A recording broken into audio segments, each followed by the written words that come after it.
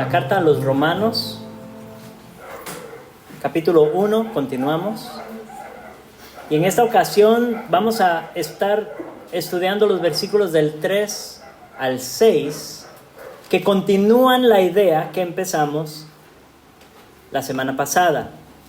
De hecho, si lo notan, el versículo comienza con minúscula, porque los versículos del 1 al 6 son prácticamente una sola oración, que nosotros hemos elegido dividir un poco para poder sacarle más jugo.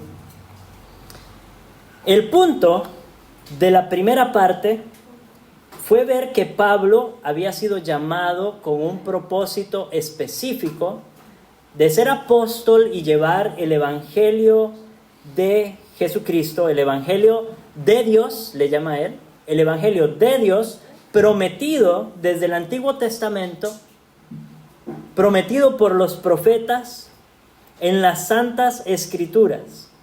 Pero ese evangelio que es de Dios, que fue prometido en el Antiguo Testamento por los profetas, que fue puesto por escrito en los diferentes libros que tenía Pablo al alcance en este momento, ese evangelio, a pesar de que estamos hablando de 39 libros en este momento, por lo menos, ese evangelio trataba acerca de un tema específico, un tema único, y más que un tema, una persona, un personaje. Dice así Romanos 1, del 3 al 6. Acerca de su Hijo, nuestro Señor Jesucristo, que era del linaje de David según la carne, que fue declarado Hijo de Dios con poder según el Espíritu de santidad, por la resurrección de entre los muertos, y por quien recibimos la gracia y el apostolado para la obediencia a la fe en todas las naciones por amor de su nombre, entre las cuales estáis también vosotros, llamados a ser de Jesucristo. Este mensaje, esta promesa, este evangelio trata de la persona del Hijo, nuestro Señor Jesucristo. Oremos. Dios, continuamos estudiando esta carta maravillosa. Apenas estamos empezando con la introducción y ya hemos visto la profundidad y la riqueza de lo que Pablo tiene que decirnos, de lo que tú, por medio de Pablo, tienes que decirnos. Y ya desde los primeros versículos empieza a despertar en nosotros un sentido de asombro ante este mensaje maravilloso que encomendaste en manos de Pablo y los demás apóstoles y que ahora has puesto en nuestras manos para que también lo anunciemos. Te rogamos, oh Dios, que nos des claridad de pensamiento para poder entender la obra de Cristo Jesús y no solo entenderla a nivel de nuestro entendimiento, sino realmente interiorizarla, hacerla propia, nuestra, y comprender, o por lo menos empezar a comprender las implicaciones de este mensaje para nuestra vida, las aplicaciones continuas que tendrá en nuestro andar cristiano particular y en nuestro andar cristiano como iglesia. Ayúdanos, oh Dios, por tu Espíritu Santo que mora en nosotros. Ilumina nuestras mentes, suaviza nuestros corazones, inclina nuestra voluntad hacia ti, hacia tu palabra. En el nombre de Jesús te lo rogamos. Amén y amén.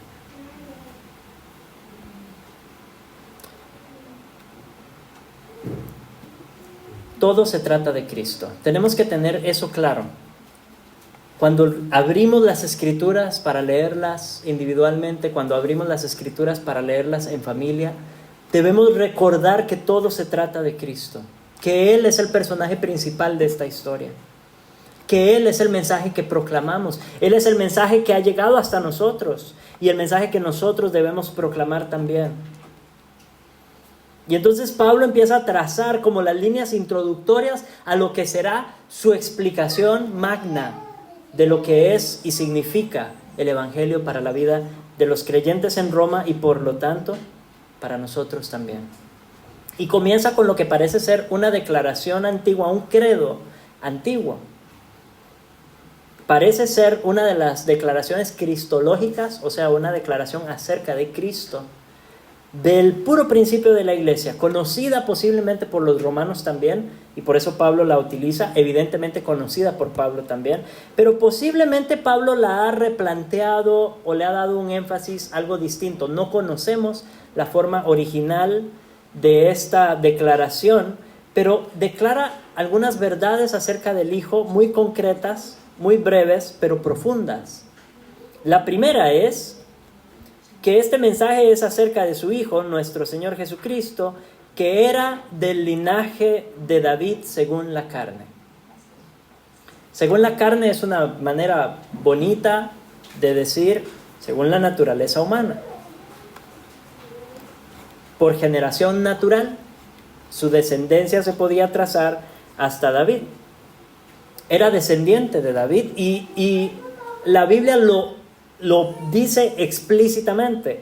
En Mateo 1:1, por ejemplo, empezando nomás el Evangelio de Mateo, él dice: este es el libro de la genealogía de Jesucristo, hijo de David, hijo de Abraham. Entonces traza una línea y después nos da la genealogía y efectivamente traza una línea hasta David y hasta Abraham. En Hechos 2:30 dice: pero siendo profeta y sabiendo que con juramento Dios le había jurado que de su descendencia en cuanto a la carne levantaría al Cristo para que se sentase en su trono, etc. Hablando de David. O sea que David sabía que uno de su descendencia sería el Cristo y se sentaría sobre su trono. Y en Apocalipsis 5:5 tenemos a uno de los ancianos hablando con Juan en visión y le dice: no llores, he aquí que el león de la tribu de Judá, la raíz de David, ha venido para abrir el libro y desatar sus 7 sellos. Entonces la identidad de Jesús como el hijo de David no debe tomarnos por sorpresa. No es algo raro, no es inusual. De hecho, se esperaba que fuera así. El Mesías se sabía que sería descendiente de David. Ya leímos el pasaje de Hechos donde se refiere a lo que David mismo creía. Pero también los profetas hablan de esta realidad de que el Mesías sería descendiente de David. Y en Isaías 11:1 dice: saldrá una vara del trono de Isaí. Isaí es el padre de David. Del tronco de Isaí, y un vástago retoñará de sus raíces. Hablando del renuevo o de la rama que hemos llegado a entender que es Jesucristo. En Jeremías 23, del 5 al 6, he aquí que vienen días, dice Jehová, en que levantaré a David renuevo justo, y reinará como rey, con mayúscula, en la Reina Valera, el cual será dichoso y hará juicio y justicia en la tierra. ¿De quién está hablando? Del Mesías. En sus días será salvo Judá, e Israel habitará confiado, y este será su nombre con el cual le llamarán. El nombre, pongan atención, de ese renuevo justo que saldría de David, el nombre de ese rey que haría juicio y justicia en la tierra, el nombre de él sería Jehová, justicia nuestra. En Ezequiel 34, 23 al 24 dice: y levantaré sobre ellos a un pastor, y él los apacentará. A mi siervo David, él los apacentará, y él les será por pastor. Yo Jehová les seré por Dios, y mi siervo David príncipe en medio de ellos. Yo Jehová he hablado. Ezequiel se escribió muchos años después de que David murió. Por lo tanto, claramente, Ezequiel no está hablando literalmente de David. Está usando el nombre de David para referirse a un descendiente suyo que apacentaría al pueblo. Curiosamente, si leemos los evangelios, Jesús nunca usa el término hijo de David para referirse a sí mismo. Su término favorito, ya lo conocen, es hijo del hombre, ¿cierto? Ese es el que más usa, pero no utiliza el término hijo de David. Otros lo llaman así, aparece ese nombre 12 veces en los evangelios, pero el punto es que Jesús es verdaderamente hombre. Eso es lo que señala este artículo de la confesión, o de este credo temprano. Hijo de David según la carne se refiere a su naturaleza humana, se refiere a que él tomó naturaleza de hombre y nació dentro de una línea de ancestros, desde David hasta María y José, que ambos eran descendientes de David.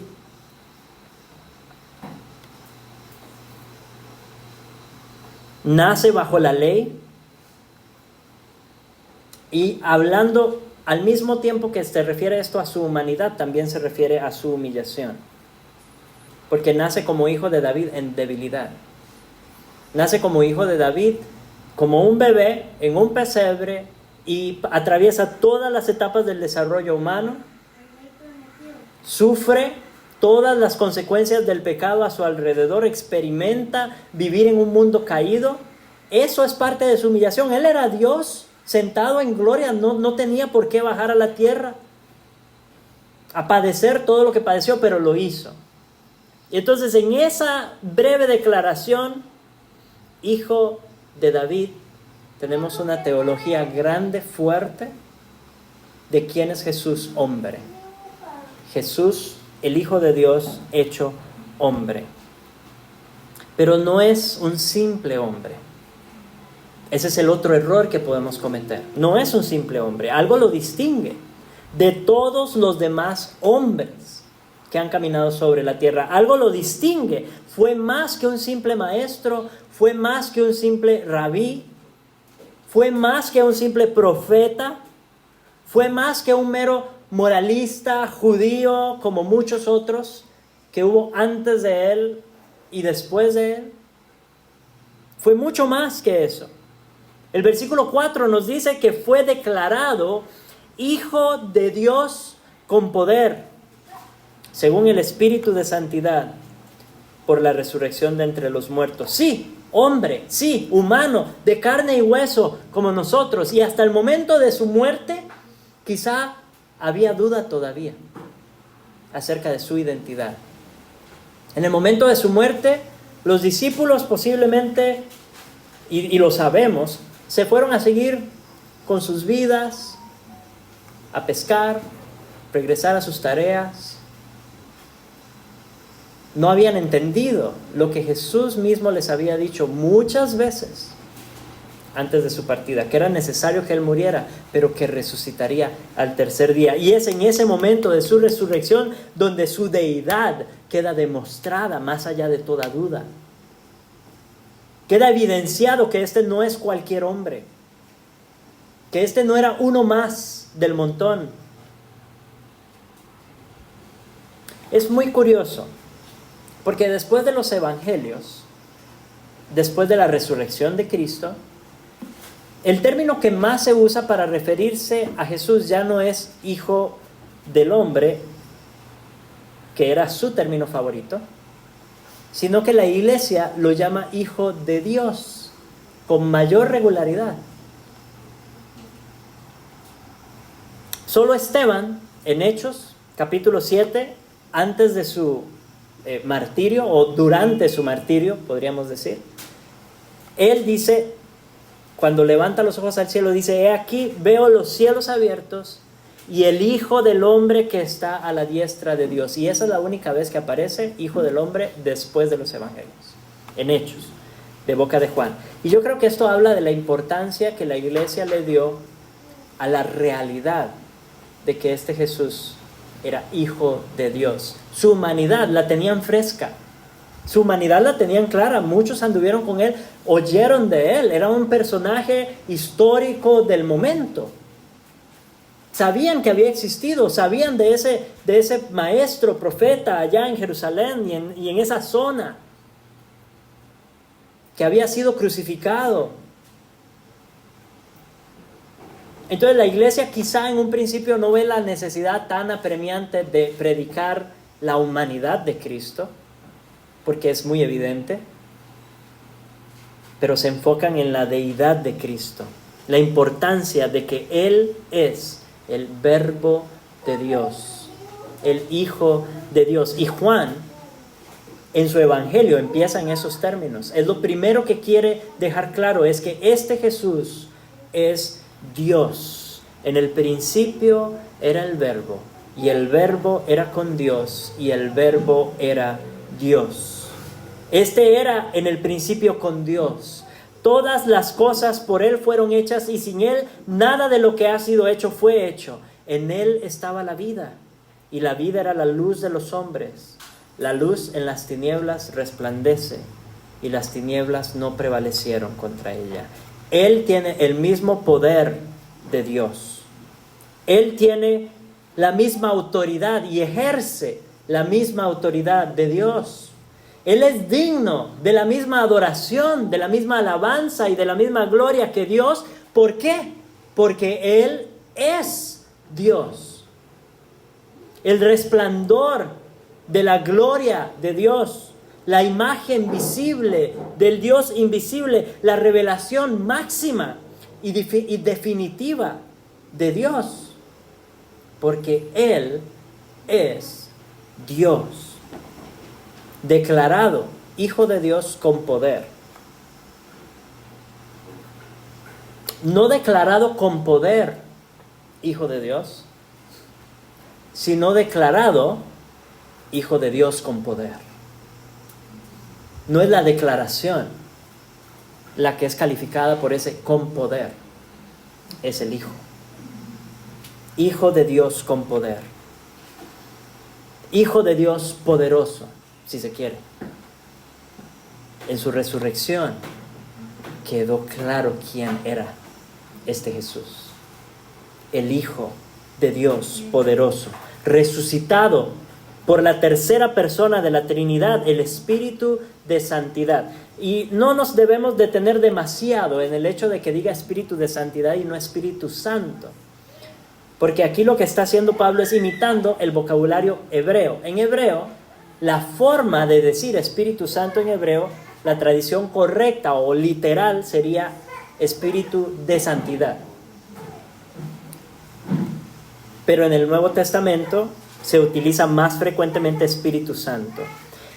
Y el punto es que aquí hay una antítesis entre las dos naturalezas de Cristo. Según la carne, decía el versículo anterior, y ahora dice según el Espíritu de Santidad. Dos declaraciones complementarias, pero muy diferentes. Y que nosotros, en nuestra mente limitada, no podemos entender ni abarcar plenamente.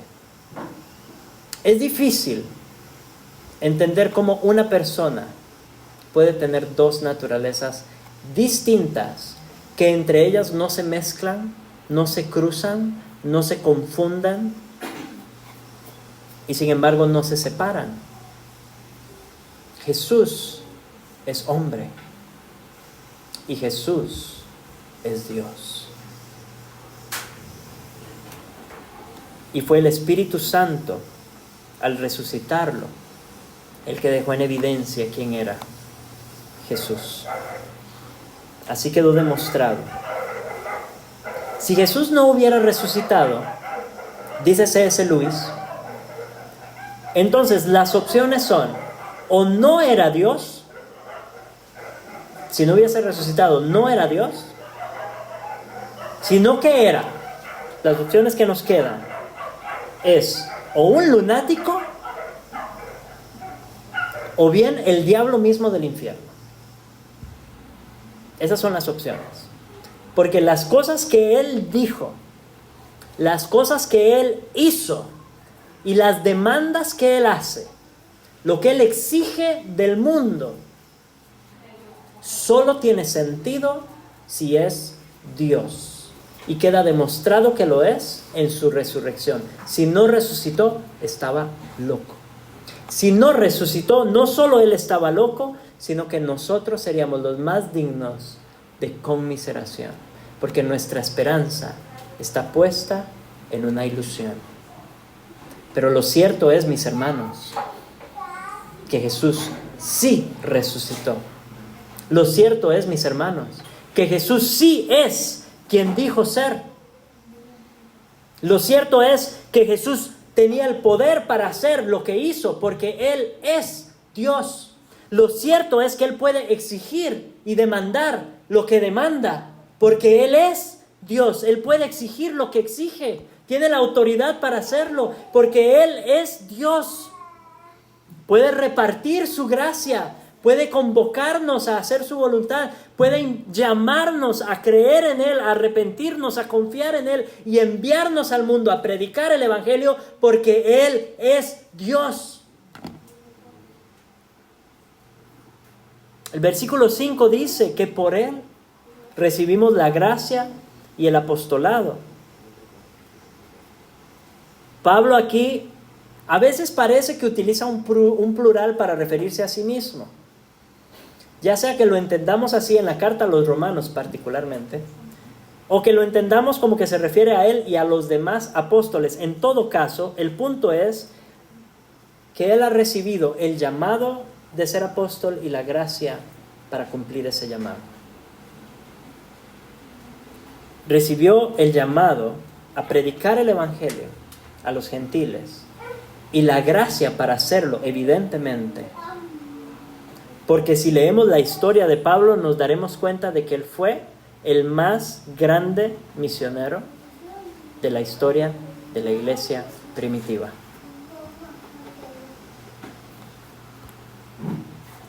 Esta palabra gracia la vamos a encontrar muchas veces a lo largo de estos sermones. No debería sorprendernos. Pablo utiliza de las 155 veces que la palabra gracia aparece en el Nuevo Testamento, Pablo la utiliza 100 veces. Y de esas 100 veces, 24 solamente en Romanos. Así que la vamos a encontrar a menudo. Y sería bueno un poco tratar de entenderla. No nos vamos a detener demasiado en este momento. Tendremos otras oportunidades para hablar de la gracia. Conocemos su significado teológico tradicional del favor no merecido, ¿cierto? Y cuando Pablo dice que recibió la gracia y el apostolado, podemos entender que recibió de Dios algo que no merecía y la capacidad para llevar a cabo ese algo, como un regalo de Dios, no por mérito, sino porque Dios quiso. Se aplica también a la salvación y se aplica casi a cualquier promesa cumplida y bendición recibida en nuestro andar cristiano. Todo es por gracia. Pero la palabra gracia comparte raíz con la palabra que se traduce como gozo. Y yo creo que esto le da dimensiones aún más profundas a la gracia de Dios. Nosotros hemos conservado un poco esa idea de algo que deleita o que produce gozo, como cuando, por ejemplo, vemos a una bailarina de ballet, ¿verdad? O artística, y decimos, si lo hace muy bien, decimos que es muy agraciada, ¿verdad? Que produce un deleite. Cuando una persona se conduce con gracia, también nos referimos a que es agradable y que da gusto estar con esa persona.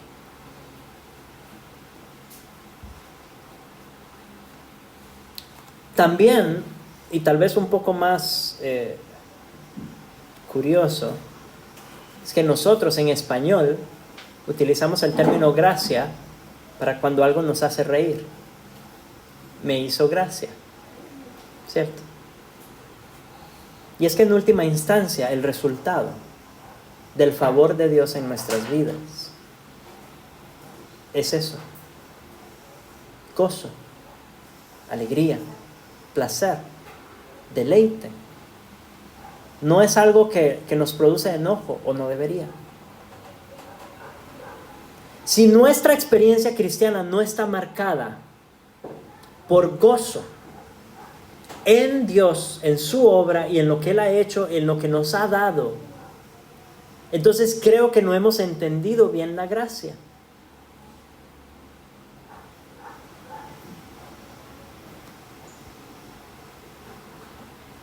Todo lo que recibimos en nuestra vida cristiana es por gracia. Y todo lo que recibimos en nuestra vida cristiana debería llenarnos de gozo. Debería marcar nuestra vida con deleite, alegría. Un sentido de satisfacción, de llenura. Saber lo que Dios ha hecho por nosotros. Ahora, en el caso de Pablo, muy específicamente, él está hablando de su llamado a ser apóstol y de su labor como misionero. Y él dice que recibió la gracia y el apostolado con un propósito: para la obediencia a la fe en todas las naciones. Su predicación del Evangelio, ya hemos hablado de que creer y obedecer en la Biblia muchas veces son casi sinónimos, ¿cierto? Obedecer y creer se ven como sinónimos. La fe no es solo información en la que creemos y ya, sino es una información que reconocemos como verdadera de tal manera que vivimos por ella o nos esforzamos por vivir por ella. Y comienza con el llamado del Evangelio. El llamado del Evangelio empieza con un mandato que debe ser obedecido: arrepiéntanse y crean. No es una invitación, ya hablamos de esto. Y el arrepentirse y creer no es solamente una información que reconocemos y ya, sino que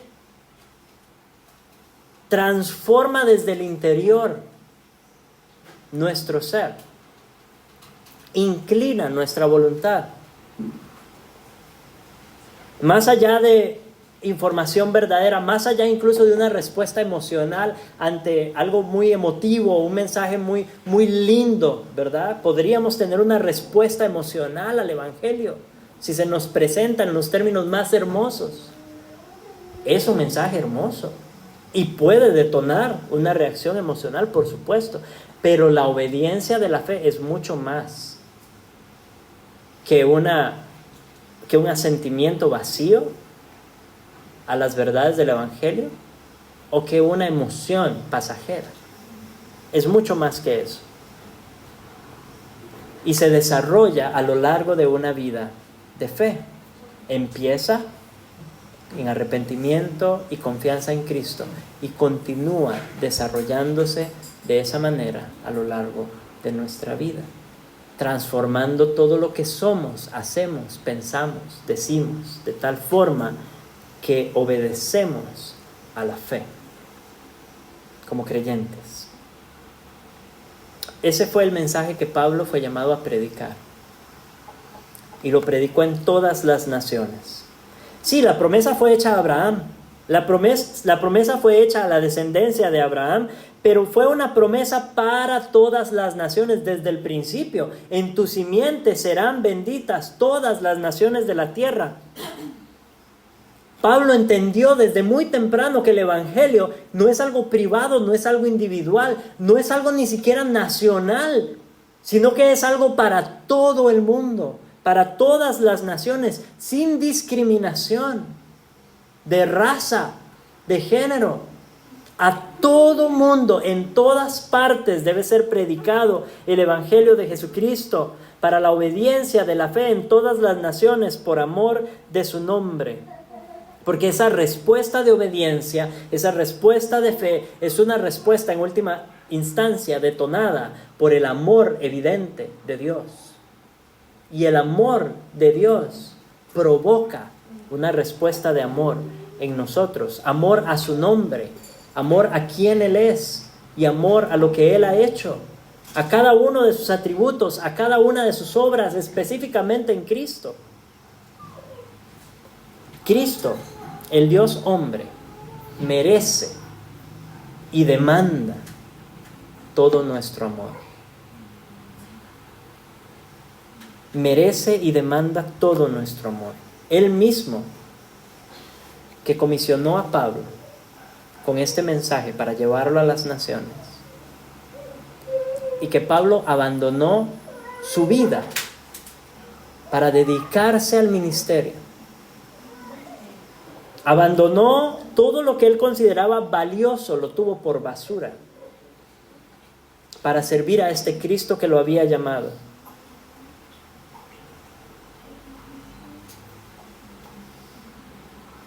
El mismo Dios que lo comisionó a él, nos comisiona a nosotros. El mismo Jesús que lo frenó a él en el camino a Damasco, es el mismo Jesús que a cada uno de nosotros nos ha frenado en el camino a donde íbamos y nos botó del caballo.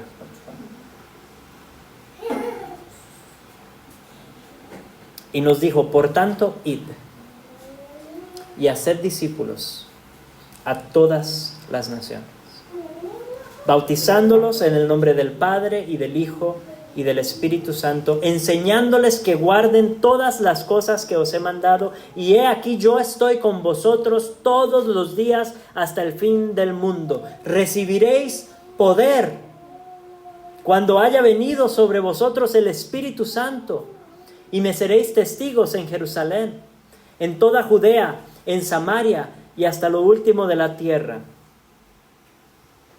Yo creo que Pablo lo entendió muy bien, este mensaje, porque él escribe la carta a los romanos cuando ya tenía el plan de ir más allá.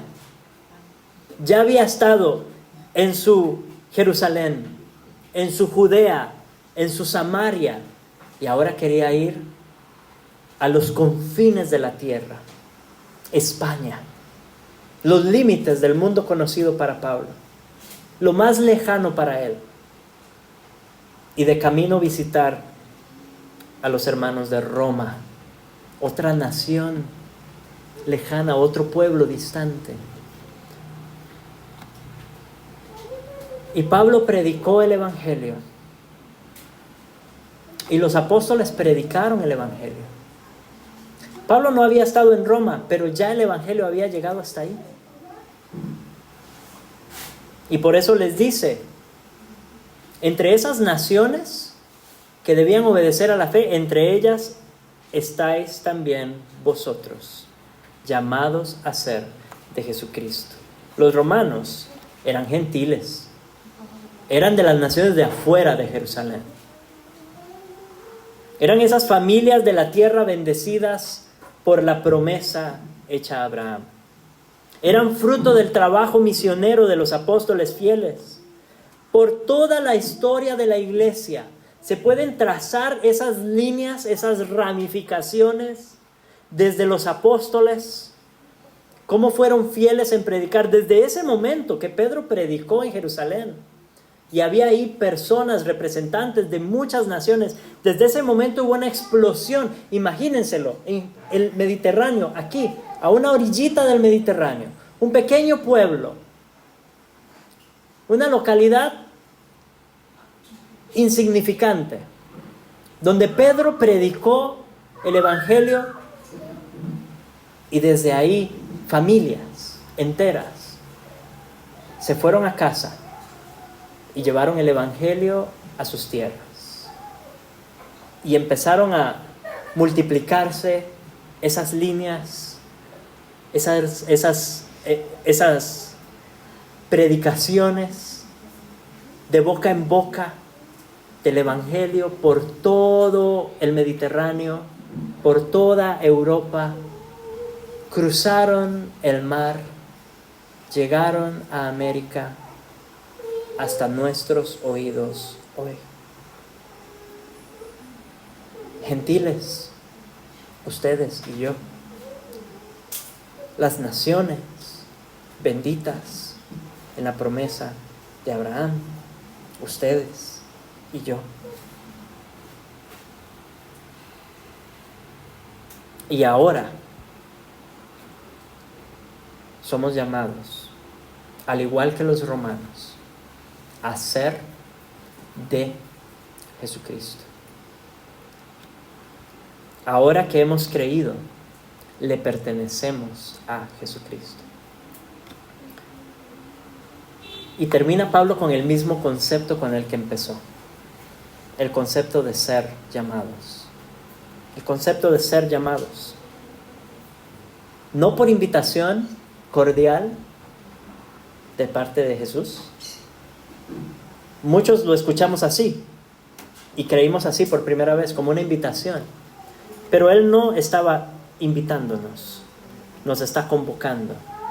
Porque Él dijo, mis ovejas oyen mi voz y me siguen. No les queda otra. La gracia en la predicación del Evangelio es irresistible para los elegidos, irresistible. Así que somos suyos porque Él nos trajo a sí mismo, de manera irreversible, de manera efectiva, de manera inescapable. Nos trajo a sí mismos. Somos suyos y significa, por lo tanto, que no somos nuestros.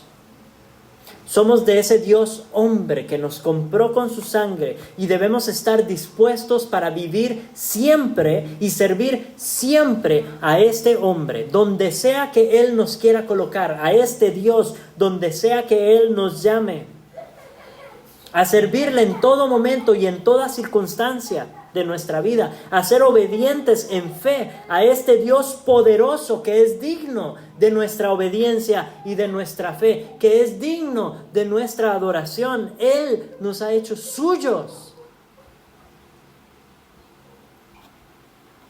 Vivamos entonces de manera digna de este amo y Señor al que pertenecemos, de nuestro Señor Jesucristo, y con todo lo que somos, con todo lo que hacemos, proclamemos ese nombre entre los gentiles.